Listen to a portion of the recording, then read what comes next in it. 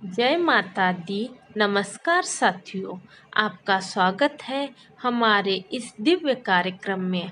आज हम बात करेंगे शारदीय नवरात्रि के छठे दिन की, जिसे माँ कात्यायनी को समर्पित किया गया है। इस वीडियो में हम जानेंगे माँ कात्यायनी की अद्भुत कथा, उनका स्वरूप, उनका पूजन विधान, मंत्र, भोग और उनके आशीर्वाद से मिलने वाले दिव्य फल। तो आइए भक्ति और श्रद्धा से जुड़ते हैं इस पावन कथा से। माँ कात्यायनी नवरात्रि के छठे दिन पूजी जाती है। वे महाशक्ति का छठा स्वरूप है और इन्हें युद्ध की देवी माना जाता है। माँ का रंग सुनहरा है, 4 भुजाएं हैं। दाई ऊपर की भुजा में कमल का फूल, नीचे की भुजा में तलवार, बाई ऊपर की भुजा में आशीर्वाद मुद्रा और नीचे की भुजा में वर मुद्रा है।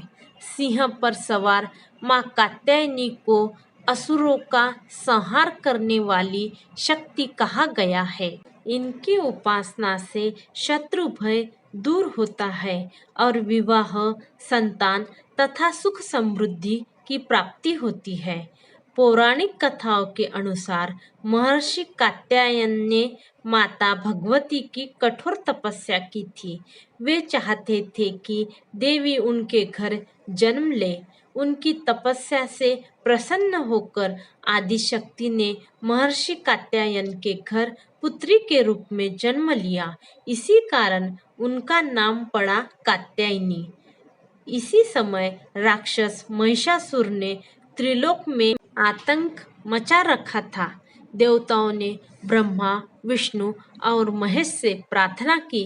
तीनों ने अपनी शक्तियों से एक दिव्य तेज उत्पन्न किया और उसी से माँ दुर्गा प्रकट हुई। माँ कात्यायनी ने महिषासुर का संहार कर देवताओं को उसका भय मिटाया। इस प्रकार माँ को असुरों का नाश करने वाली, धर्म की रक्षा करने वाली और भक्तों को निर्भयता देने वाली कहा गया है। कहते हैं कि ब्रजभूमि की गोपियों ने भी श्री कृष्ण को पति रूप में पाने के लिए माँ कात्यायनी की पूजा की थी। इसीलिए विवाह योग्य कन्याओं के लिए माँ कात्यायनी की साधना विशेष फलदायी मानी जाती है। सुबह स्नान कर स्वच्छ लाल या पीले वस्त्र पहने, पूजा स्थान को गंगा जल से शुद्ध करें। माँ कात्यायनी की मूर्ति या चित्र को लाल वस्त्र पर स्थापित करें। दीपक प्रज्वलित करें और धूप दीप अर्पित करें। रोली, चावल, हल्दी से तिलक करें। लाल पुष्प, शहद और शक्कर का भोग अर्पित करें। ओम देवी कात्यायने नमः मंत्र का 108 बार जाप करें। माँ कात्यायनी को शहद अत्यंत प्रिय है। शहद का भोग अर्पित करने से मनुष्य के व्यक्तिमत्व में आकर्षण और सौंदर्य बढ़ता है। माँ कात्यायनी की आरती करें। आरती के बाद माँ को मधुर फल, नारियल और प्रसाद बांटें। सभी परिवारजन आरती में सम्मिलित होकर जयकारे लगाएं। भक्तों, माँ कात्यायनी की उपासना से विवाह में आने वाली बाधाएं दूर होती है। जो भी इस दिन श्रद्धा और भक्ति से माँ की पूजा करता है, उसके जीवन से भय, रोग, शत्रु और दरिद्रता समाप्त हो जाती है। नवरात्रि के इस छठे दिन माँ कात्यायनी को याद करें और अपने परिवार की सुख समृद्धि की प्रार्थना करें। आपको और आपके परिवार को माँ कात्यायनी का आशीर्वाद सदैव प्राप्त हो।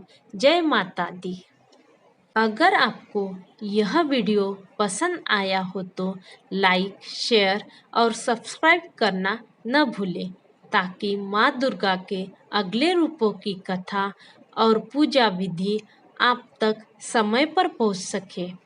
कल हम मिलेंगे माँ कालरात्रि के अद्भुत स्वरूप और रहस्यमयी कथा के साथ। तब तक माँ कात्यायनी का यह आशीर्वाद आपके जीवन में शक्ति, साहस और सुख समृद्धि बनाए रखे। जय माता दी। आप सभी को नवरात्रि की हार्दिक शुभकामनाएं।